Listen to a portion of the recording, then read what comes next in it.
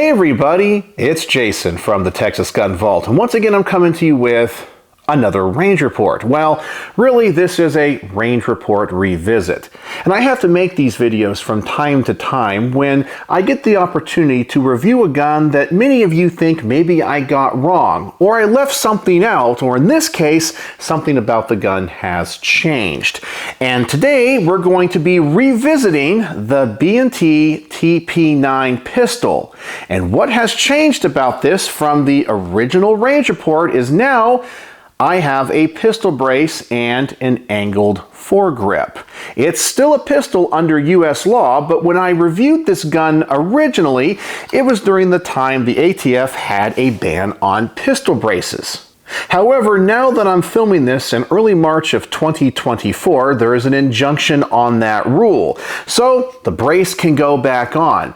And in my original review, many people said it was incomplete because this gun was designed to have some type of grip here in the front and to have a stock or a brace. It's really a PDW weapon. I shot it just as a pistol. But in my defense in that video, I said, well, there are people that might be interested in this high-quality firearm, but might live in a jurisdiction where they're allowed to own the pistol but can't SBR it. They're not allowed to own NFA items, and I still felt they deserved a review. But many people, and I do agree with them, said the gun shoots completely different with these attachments. So that's what we're here to do. So this isn't going to be a complete range report, and if you're interested in seeing what I said about this gun, I'm going to put a link to the original video in the description below, because many of my comments about this gun, both the pros and the cons, probably are not going to change, but I'll go over a small list of those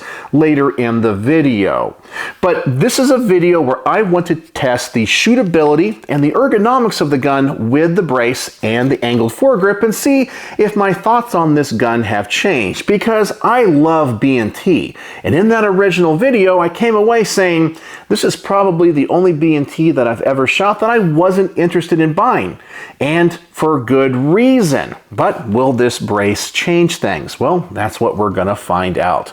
But before we get into the things that I like and don't like and talk about the way this gun is set up, as always, I want to thank the people that make these videos possible. First and foremost is the owner of this pistol, who has once again lent it to the channel. He's a local fan and subscriber and has an amazing collection. His name is D. So D, thank you so much. As always, I want to thank my Patreon supporters, because through their monthly donations and support, they help keep the lights on around here, and I couldn't do it without them. And if you guys want to join my Patreon for as little as $1 a month, you can do that with a link in the description below and see all these videos early. And as always, I want to thank my primary sponsor, who always provides all of the ammunition for these range reports, my good friend Mark from Brownworks.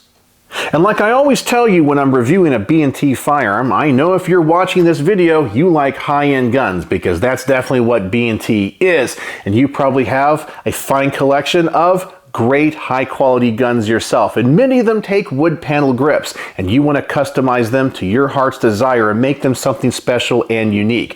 Well, I have the perfect company for you, Brownworks. Brownworks is a custom grip company making a wide variety of grips for a wide variety of firearms out of a wide variety of exotic woods and materials. I'm always telling you, Mark is an artist. He's a craftsman. He can put on custom logos, custom engravings, custom textures, finish them in a wide variety of colors, and even apply exotic materials like snake skin and alligator skin, to name a few. He even makes his own laminate woods, and all of these grips are custom made to order, to the customer's specifications. So if you're looking for a set of amazing personalized grips, please go over and check out his website. I'm going to put a link in the comment section below, as well as a coupon code for 10% off your first order. So please go over there, see what Brownworks has to offer, and when you contact Mark, please tell him the Texas Gun Vault sent you.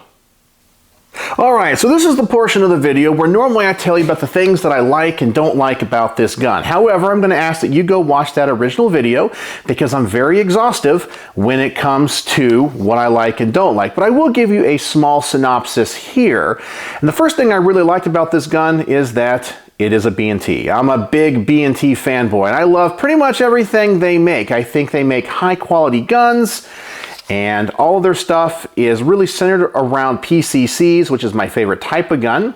And I also like the fact that this is a 9mm PDW, or personal defense weapon. I just love guns like this, that are set up like this, to be small, compact, designed really to be an SBR and chambered in 9mm. There's just something about these guns that just fascinate me, that I love.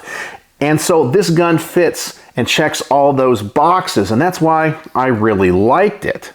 But unlike many other B&T products, there were a number of things that I did not like. And the first thing is, this thing is a big hunk of plastic. You know, all of the other guns in the B&T lineup are made of aluminum, and they're finely machined. This is just a lot of polymer, and I really didn't like it. Now, I understand that they bought the design from Steyr, and they kind of elaborated on it, but kept many of the original features. It's supposed to be lightweight, but it still is a big old chunk of plastic. This is also a PCC that has the magazine in the grip, and it feeds like a normal pistol. However, when it comes to my subguns, I like the magazine to be outside of the grip. I find that to be a little bit easier to load, find them to be a little bit more ergonomic. I also talked about how I was not a fan of this gun having a charging handle like an AR-15. I'm fine with that on rifles, but a gun this small, I just prefer something that is a side charger. And the last thing I didn't like about this gun is how you're kind of forced to buy all B&T accessories. Now, don't get me wrong, I think the B&T stuff is great, and if I own this gun, I would only want B&T accessories. However, I know not everybody does. And because of the action of this gun where the barrel is actually going to reciprocate, they have a very unique muzzle device. And only B&T makes a suppressor for this thing. And if you want to suppress this, and if you can suppress it, you got to buy their can. You don't have many options. This is not a threaded barrel. So for me, it kind of limited the options when it came to accessibility and to making it yours and to put on your own stuff. Now, today I do have a brace that's not made by B&T. And I do have a angled foregrip that's not made by B&T, and luckily the market has grown for this gun, and there are other options. But for the most part, you're going to want to have the B&T stuff, but you're kind of forced to, especially when it comes to the suppressor. Now, after reviewing this gun, I came to a couple of conclusions, and I've already told you, it wasn't the B&T for me, which was kind of surprising because I love everything B&T. I felt that the gun was okay when it came to accuracy, but I did admit, because I was using a single point sling and having to hold it out here, well, it's not going to be as accurate as being able to stabilize it against your shoulder. And of course, I talked about how I just don't like the magazine to go through the grip. It's just too vertical for me. When it comes to the angle, I just didn't like it. But hopefully now, with this brace, well, things might change a little bit. So we're going to take this thing back to the range. And I'm mainly just going to see what this does when it comes to my initial thoughts and feelings about this gun. And does it really shoot that much different? And does it change my opinion at all? So let's go to the range and let's test the shootability of this gun. So as always, I start off with the target relatively close, just to make sure the gun functions and to see how I really feel about it. So at 7 yards, I'm gonna load up one of these magazines and just shoot some rounds through it, see what happens, and see if this brace really does make a difference, and see if I discover anything about this gun now in this configuration that I like or don't like, and I'll report back to you. So let's get to the range and see how this thing shoots with a brace.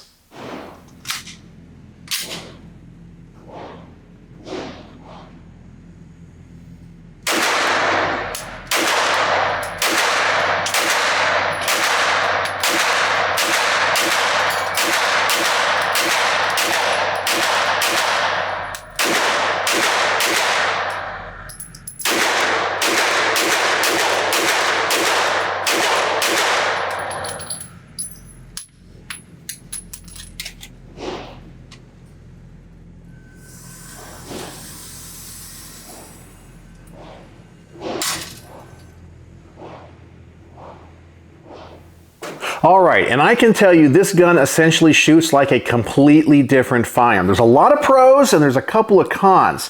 The first thing is, This gun is really accurate. I was not getting that type of accuracy when I was shooting it just kind of offhand and without a brace. The gun is way more shootable, and of course it's going to be way more fun. So really impressed with that.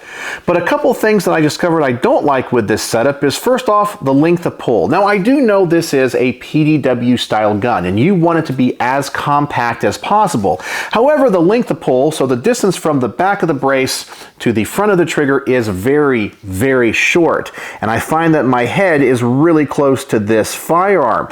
And that causes the gun to be really close to my face. And under recoil, I actually feel like this gun is almost hitting my lips and hitting the side of my cheek.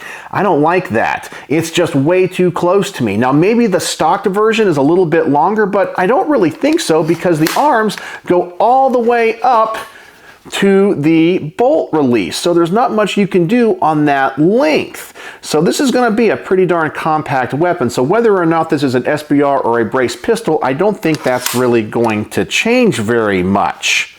The other thing I discovered about this gun is the fact that you're so close to it, it's definitely a lot louder. Now, when I was shooting it before and it was way out here, I really didn't notice it, but having my head right here by the ejection port, it's a lot louder. And it's fine, it's only a 9mm, but it definitely shoots different and you can now smell it, where in the past, because you didn't have any gases coming back in your face, you didn't notice it. But as a PDW, you kind of do. But I'm going to tell you the overall experience with this gun is way better than it was originally. Super accurate, way more fun, and it is way more shootable. And now in this configuration, I'm not even noticing that this grip is so vertical, because normally that's something I don't like about this. But because this is so accurate, let's double the distance on this target. Let's put another magazine through this, and I'm going to go for the head on this IDPA target and see if this accuracy continues. So here we go, double the distance. Let's put some more rounds down range and see if I discover anything else.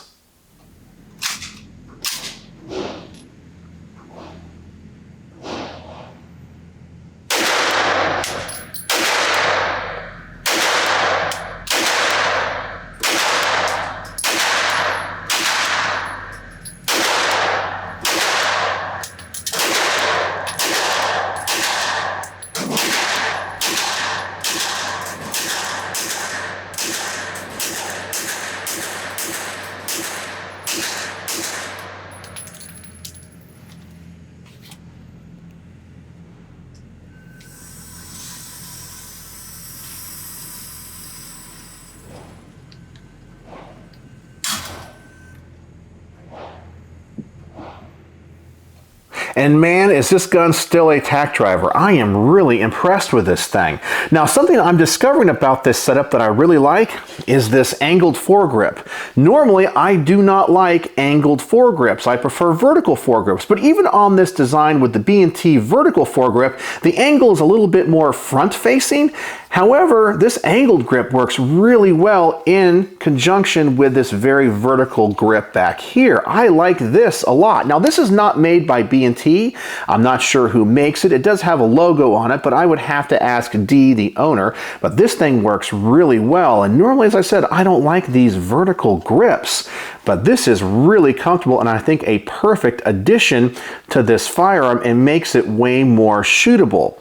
So now, because this gun is shooting so well, I'm going to set the target at 25 yards, about as far as I can set it out at this indoor range. Now, yes, this gun can shoot a lot further than that, but being a PDW style firearm, this is probably the maximum range you're going to use this in if you had to use it in a defensive use.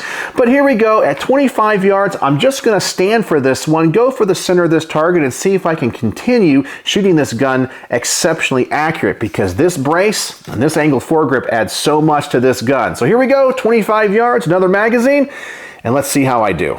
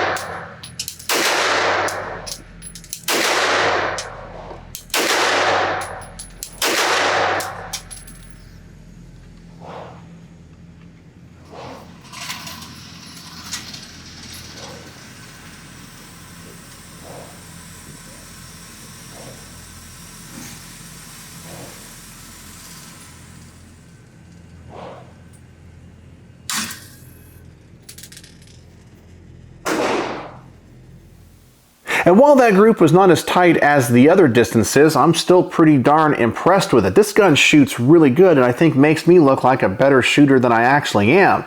I have to tell you, the addition of the brace and the addition of the angled foregrip really changed this gun. This is a completely different firearm than what I reviewed it as before. I'm also really liking this aim point acro, which B&T kind of wants to combine with this gun. They even have it in colors that match. This is an olive drab, or an alpine green is actually what I think they call it. And Aimpoint even makes the optic in that color to match. That looks absolutely fantastic. The window in it might be a little bit small, but this is not a review of the acro, but it seems to work really well on this gun, and it's a great, great setup. All right, so the last test I want to do is just see if I can shoot this thing fast, how accurate I can shoot it fast, and of course do a quick magazine change. Remember, there's a couple things about this gun that I didn't like, and I've already mentioned one. The magazine goes through the grip. I find this not to be as ergonomic because when I take the gun off my shoulder and have to turn it sideways to drop that magazine, the brace is kind of rubbing on my arm. I just prefer PCCs or PDWs to have the magazine somewhere else besides the grip. The other problem I had with this gun when I initially reviewed it was the trigger is it's kind of heavy, it's kind of sloppy, and I couldn't really shoot it fast and get a good rhythm. And I think that's still going to be the case, but who knows, maybe something will change. So here we go. I'm going to see how fast I can shoot this, drop a magazine, get a fresh one in, get the gun back in action, and just once again see how the gun shoots with all these cool accessories.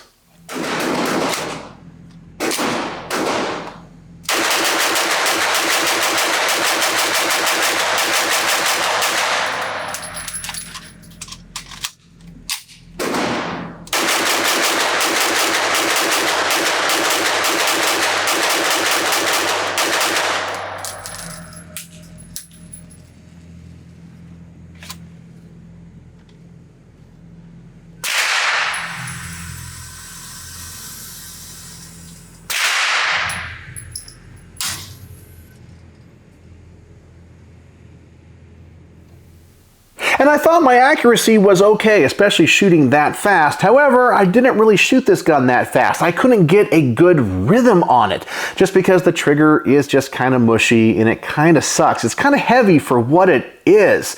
The gun still feels plasticky to me because there's so much polymer, and I was having a little bit of a slow magazine change. I just don't like this setup. I could definitely deal with it, and I understand why some people would like it. It's kind of like an Uzi in this way, but the grip for me is just way too vertical. They do their best to try to form it to be a little bit more comfortable, but for me, it's just not my style. I just prefer more of their traditional grips on like the APC or the GHM.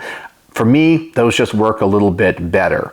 So what are my final thoughts on the range report revisit of the B&T TP9 pistol, but now with a brace? Well, this is a completely different firearm. I am so impressed with this. Obviously, very, very accurate. The gun is way more fun to shoot. The shootability of this gun is way more, and I'm really enjoying this. And I really would like to try one that is SBR'd with a suppressor. That would be really cool, and that probably would add even more to this gun. I still don't think it's enough for me to really want to go out and buy one, but I will tell you, this definitely changes how this gun shoots and how it functions in its role as a PDW. I'm very, very impressed with it.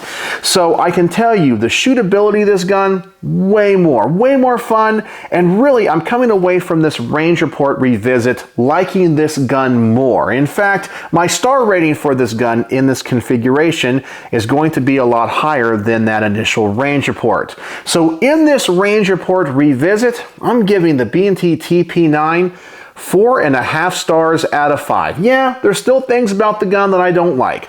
It's plasticky. It has a weird grip angle because of the magazine. I kind of feel like it's a little bit too compact, but I can't argue with the accuracy and the shootability of this gun. It's absolutely fantastic. So on the range report revisit, 4.5 stars out of 5. And I'm going to tell you, if you're interested in the TP9, I would say only buy it if you live in a jurisdiction and a place where you can own the accessories, either a brace or a stock, and some type of grip, because it completely changes it from its original pistol configuration.